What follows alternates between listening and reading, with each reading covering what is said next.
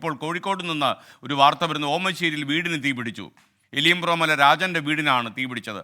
Switch ബോർഡിൽ നിന്ന് തീ പടർന്നതായി നിഗമനം. മുക്കം ഫയർഫോഴ്സ് എത്തി തീ അണച്ചു അല്പം മുമ്പ് എന്നാണ് ലഭിക്കുന്ന വിവരം. ഇപ്പോൾ കാണുന്ന ദൃശ്യങ്ങൾ തീപിടിച്ചത് കഴിഞ്ഞിട്ടുള്ള ദൃശ്യമാണ്.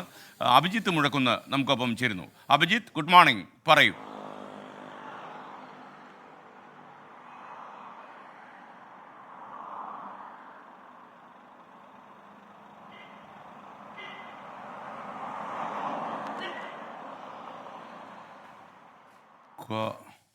അഭിജിത്ത്, കേൾക്കാൻ കഴിയുന്നുണ്ടോ? അഭിജിത്ത്, എങ്ങനെയാണ് ഈ അപകടം ഉണ്ടായത്? താങ്കൾക്ക് ഞാൻ പറയുന്നത് കേൾക്കാൻ കഴിയുമെങ്കിൽ വിശദമായി പറയൂ. അഭിജിത്തിന് കേൾക്കാൻ കഴിയുന്നതാണ് എൻ്റെ വിശ്വാസം. അഭിജിത്ത്, ഈ എങ്ങനെയാണ് എലിയമ്പ്രോമല രാജൻ്റെ വീടിന് തീ പിടിച്ചത്? സ്വിച്ച് ബോർഡിൽ നിന്ന് തീ പടർന്നു എന്നാണല്ലോ ലഭിക്കുന്ന വിവരം, പറയൂ.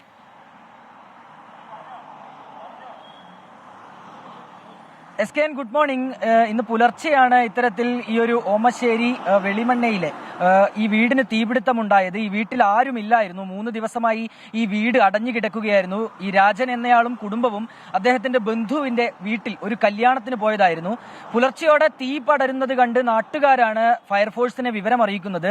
തുടർന്ന് മുക്കത്ത് നിന്ന് ഫയർഫോഴ്സ് എത്തി ഈ തീ പൂർണ്ണമായും നിലവിൽ അണച്ചിട്ടുണ്ട്.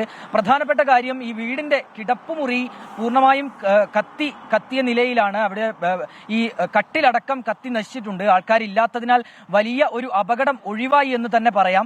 സ്വിച്ച് ബോർഡിൽ നിന്ന് തീ പടർന്നു എന്നുള്ളതാണ് നിലവിൽ ഫയർഫോഴ്സ് നൽകുന്ന വിവരം.